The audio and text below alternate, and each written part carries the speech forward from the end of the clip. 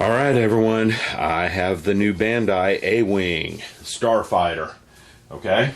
And we're going to do an out-of-box review. And if I can get it out of the shelving without breaking something, I have something else too. Okay, I started building this one a little while ago. I have the MPC one. Now, the MPC A-wing was actually a pretty good model kit. It was one of their better ones. So we'll take a look at the two. And again, the APC is started, okay? So there'll be a few parts put together, but that's okay. Let's see what we got in this box. Okay, now, most of you are getting used to the Bandai. Let's do multiple moldings on one sprue. We have 1, 2, 3. This is a sprue I really wanted to see. And I haven't seen very much of this on the internet, which surprises me. It looks like we have the base and we have the Death Star turret. The Death Star turret is what really brought me to this. The A-wing's really small, so they threw that in there to kind of make up for the size, so they could use the same size box they use on a lot of things. Okay? So first look, we're going to look at the directions. And again, when you open it up, you have your sprue map like you always do. We have the A-wing, we have the base, and we have the Death Star turret right there.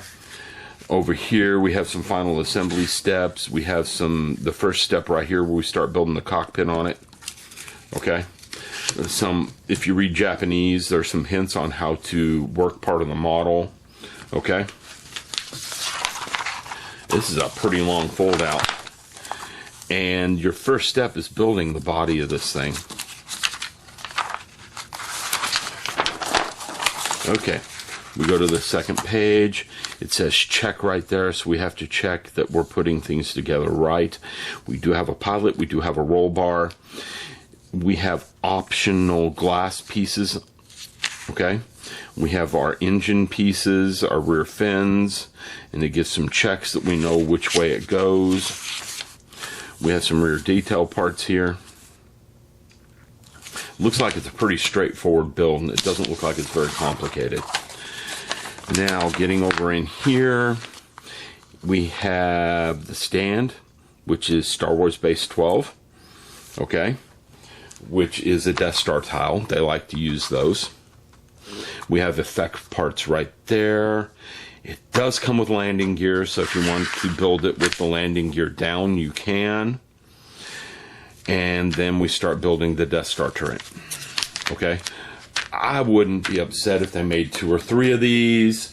I mean, they made Death Star turrets as a separate piece that you could buy separately.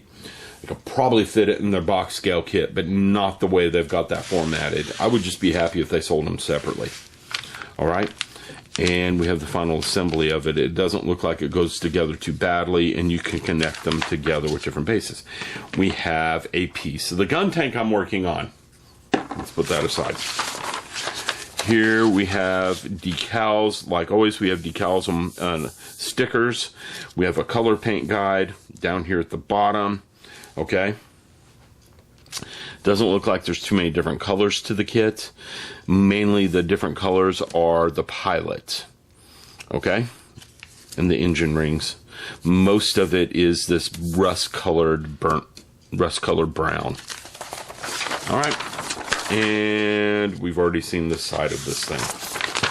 So the directions look pretty straightforward. This is probably one of the easier kits to put together. All right. The A-wing's been one of my favorites for a long time. It and the B-wing, and I hope to come out with a B-wing sometime soon. Let's take a look at this base. Now, like Bandai usually does, I'm going to get rid of my white background here, because we don't need the white background. It's a white part, and it's a black table. Let me open this. We can take a look at what we have. Okay, this is going to be both the base for the A-wing, and I suspect it's the entire turret. Now, I don't think this is to scale with the A-wing. I think it's just a display piece. because these things were much larger than this.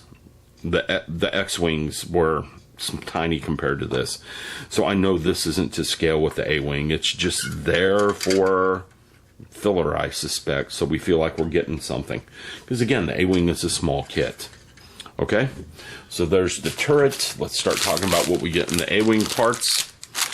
We have a bag of black with the red effect parts. I need my little white tile thing back under here so we can see what's going on. Okay, let's move that in a bit closer.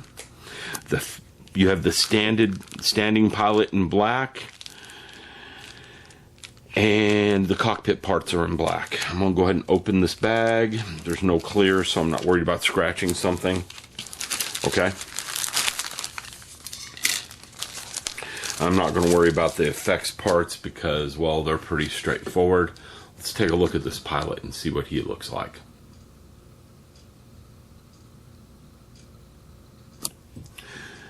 Okay, well, it's half a pilot. That's freaking weird. There's nothing there. If we turn it over, it's a silhouette. What? There's no pilot there. It's just a silhouette. I wonder what's up with that. I'll have to look at the directions and see what's going on with that. The rest of these parts look pretty good. The cockpit is tiny. The A-wing was always a small, nimble, fast fighter. That's how it was built. There's the seat. You know, so it's detailed well, like most Bandai kits, and it looks like it's going to go together really well. I'm just surprised to see a silhouette of the fighter and of the pilot instead of an actual figure. Now we're going to look through the rest of the parts, and I bet we find an actual pilot somewhere in there. It's just weird to see the silhouette. In fact, it's so weird to me. I'm going to look at the directions right now, because I don't believe I just saw that. I don't get what's going on with that. Is that actually in the directions somewhere? You know? I don't think it is.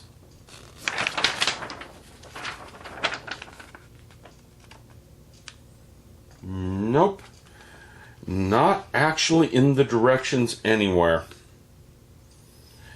He's listed there. Okay? But I don't see it anywhere. It's like they started making a pilot and stopped. Okay? I don't know why they even did that, because it's nowhere in the directions. Funny. Well, let me cut open this bag, and we don't need this anymore because, well, the parts are white.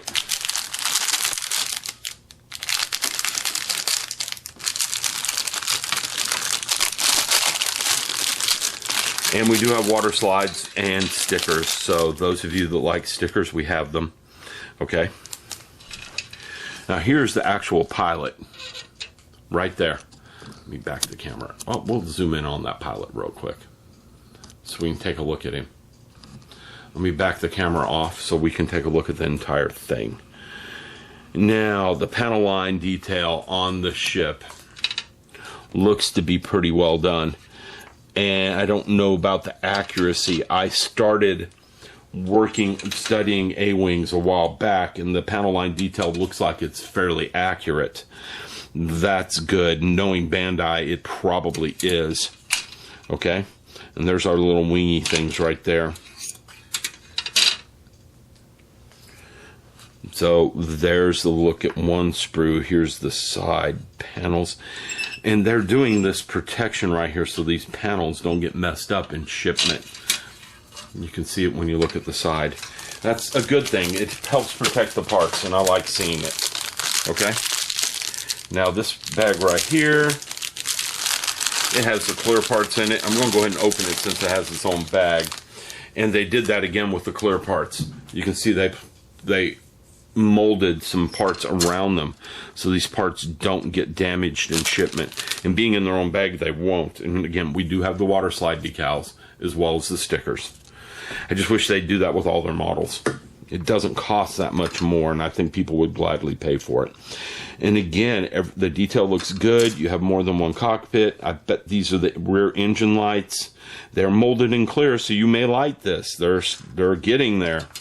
They're learning about lighting models from people. Okay, so let me move the sprue over here so we can take a look at the landing gear. This is predominantly the landing gear over here. Let me move that out a little bit. Predominantly landing gear.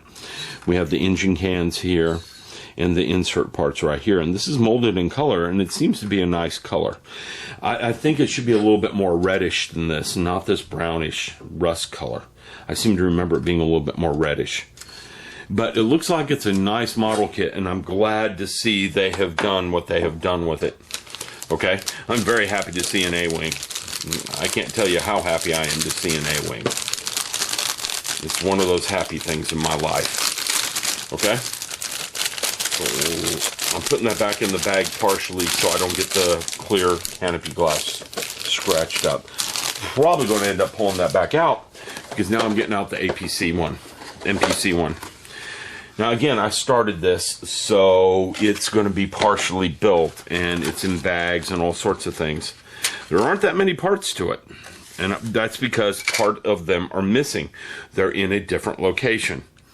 I know where they're at, fortunately. The MPC kit is a much larger kit. You can tell by looking at that compared to this part. Okay? So you can see the MPC kit is a much larger kit. Now, if we start looking at panel line detail, they line up really well. The rivet detail lines up well. Okay? There's more pieces to the Bandai kit than the MPC kit, but let me flip this and turn this around. Okay? So we can see the parts like this. If you take a look, again, all the panel lines line up. So this old MPC kit is good. Even the pilot for once on the MPC kit was decent. A lot of these MPC kits had bad pilots. They had bad details. But no, this is one of the better MPC kits. The markings, decals that came with it were really basic. The guns were actually pretty decent on the MPC kit. I just broke one of them off the sprue. There's one of the guns right there. The guns were able to move on the MPC kit using this rod right here, but I won't do that. So the MPC kit is a very basic kit. Again, some of the parts are missing from here, and I know where they're at because I started working on it. And there's the windshield for the MPC kit, which was tinted. Okay? The windshield for the Bandai kit is not tinted. It's in a much smaller box, the MPC kit is, but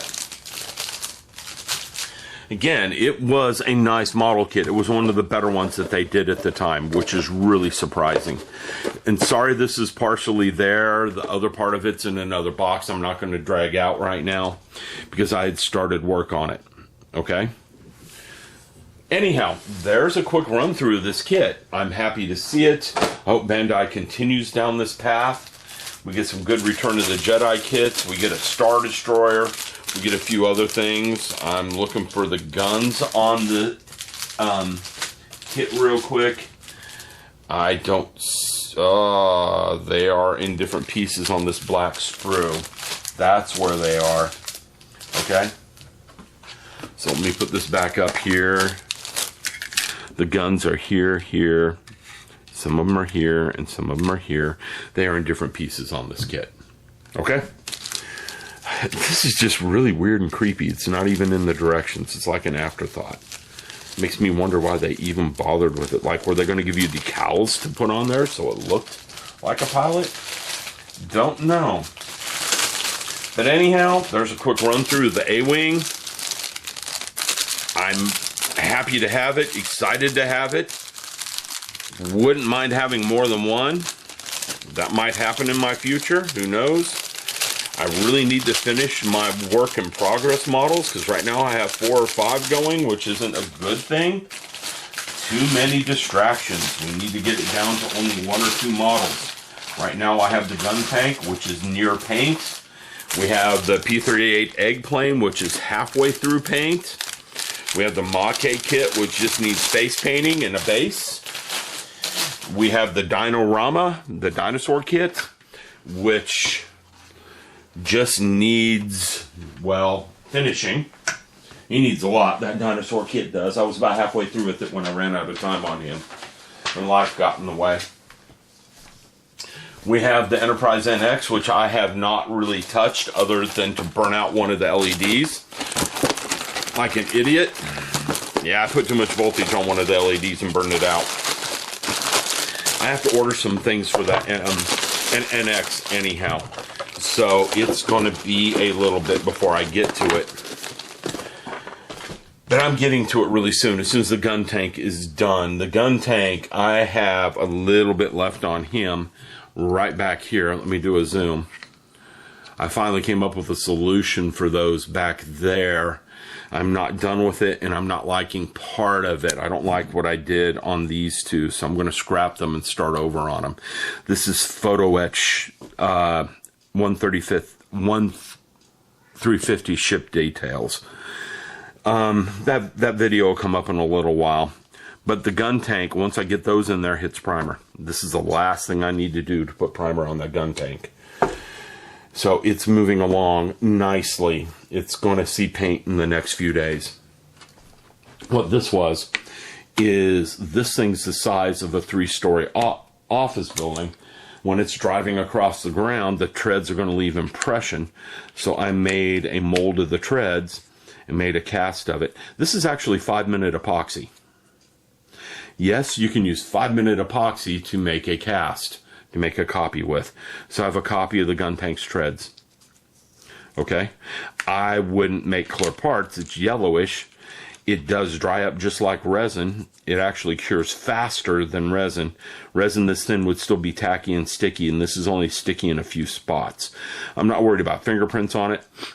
It still smells like 5-minute epoxy with that foul smell, but it's going to serve my purpose, so I can leave a tread impression in the ground where this thing has run. And if I have to, I still have the mold, and I can make a couple more. Okay? So there's that. I'm going to go get this video done so I can get it up on the internets, and I will see all of you later.